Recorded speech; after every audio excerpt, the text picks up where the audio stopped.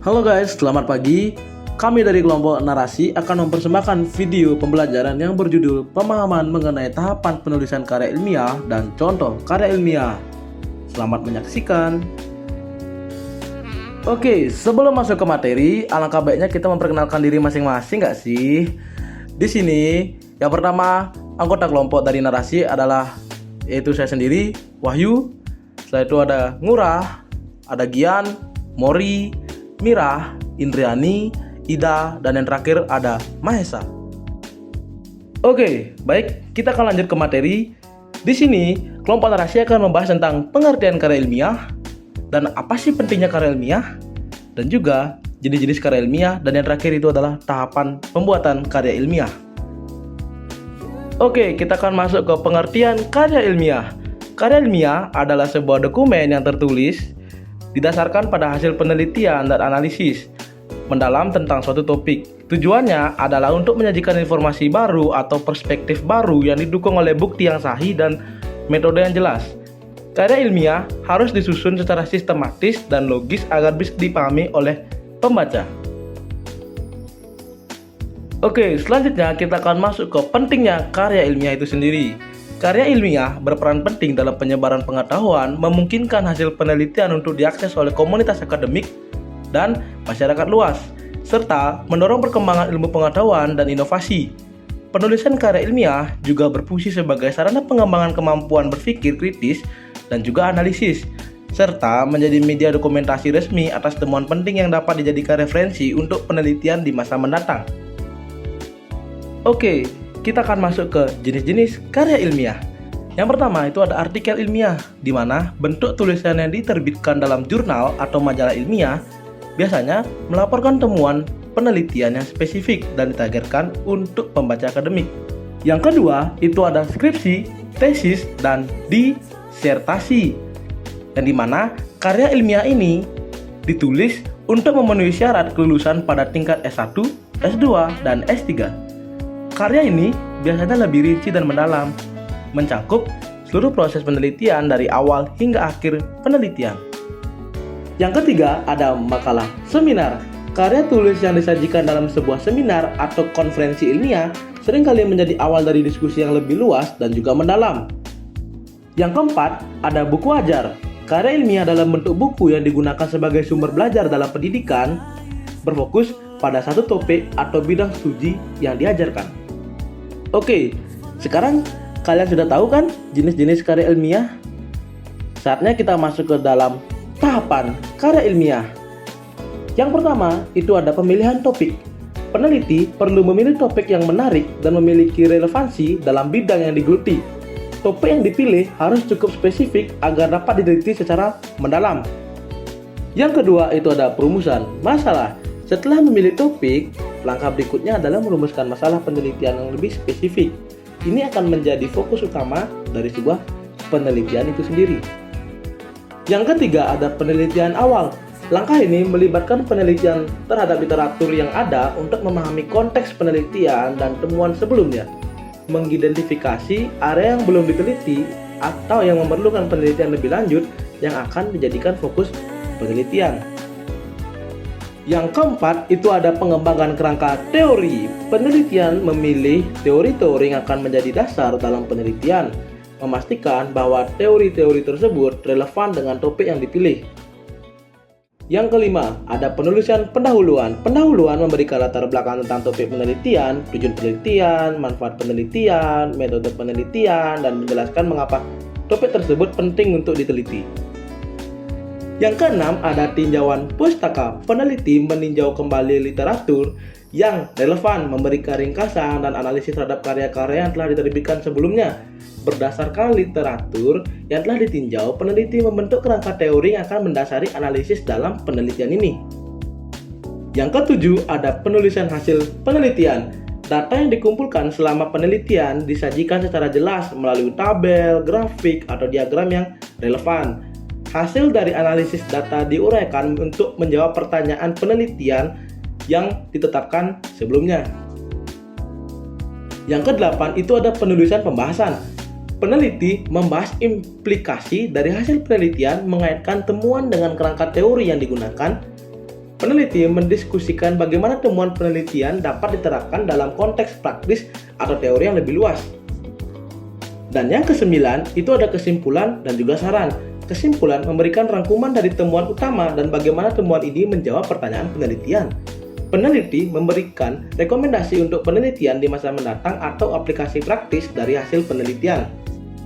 Yang ke-10 atau yang terakhir itu ada penyusunan daftar pustaka.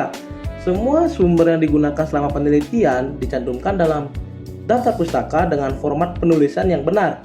Bagian ini juga mengakui karya penulis asli yang telah memberikan kontribusi penting pada suatu penelitian. Oke, setelah kalian memahami pengertian dari karya ilmiah, pentingnya, jenis-jenis, dan tahapan, selanjutnya kelompok narasi akan memperlihatkan contoh dari karya ilmiah itu sendiri. Nah, kita akan masuk ke contoh karya ilmiah itu sendiri. Ayo kita analisis bareng-bareng. Yang pertama itu topik.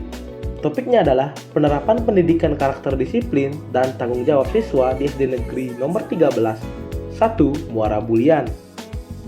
Dan yang kedua itu ada tujuan. Mengetahui dan mendeskripsikan penerapan pendidikan karakter disiplin dan tanggung jawab serta mengetahui perilaku siswa dalam menerapkan karakter. Setelah itu, ada metode. Penelitian deskriptif itu kuantitatif dengan metode survei. Setelah itu, ada hasil. Hasilnya adalah penerapan pendidikan karakter disiplin dan tanggung jawab siswa itu terlaksana dengan baik dengan persentase 87,5%. Perilaku siswa dalam menerapkan karakter disiplin dan tanggung jawab pada kategori cukup dengan persentase masing-masing 58,3% dan 57,5%. Oke, selanjutnya itu ada latar belakang. Pentingnya pendidikan karakter dalam membentuk individu yang berkarakter baik, karakter disiplin, dan juga bertanggung jawab dianggap penting dalam perkembangan sikap sosial siswa. Setelah itu ada masalah, penekanan pada penerapan pendidikan karakter disiplin dan tanggung jawab di sekolah.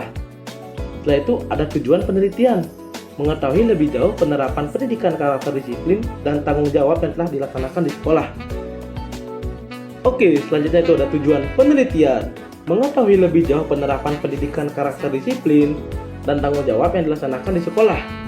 Setelah itu ada teori karakter, definisi karakter sebagai perilaku dan watak seseorang yang membedakan dengan orang lain.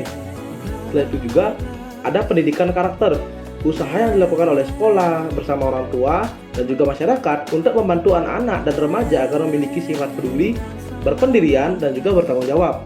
Setelah itu ada teori disiplin dan juga bertanggung jawab. Disiplin sebagai tindakan menunjukkan perilaku tertib dan juga patuh. Sedangkan tanggung jawab adalah sikap atau perilaku dalam melaksanakan kewajiban. Setelah itu ada lokasi dan juga waktu penelitian. Itu bertepat di SD Negeri nomor 13, 1 Muara Bulian pada Februari sampai April 2018. Setelah itu ada jenis penelitian, deskriptif kuantitatif dengan metode survei. Dan juga ada teknik pengambilan sampel, proportionate, stratified cluster, random sampling.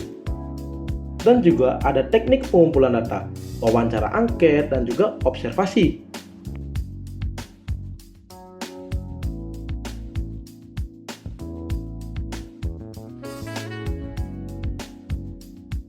Setelah itu ada hasil.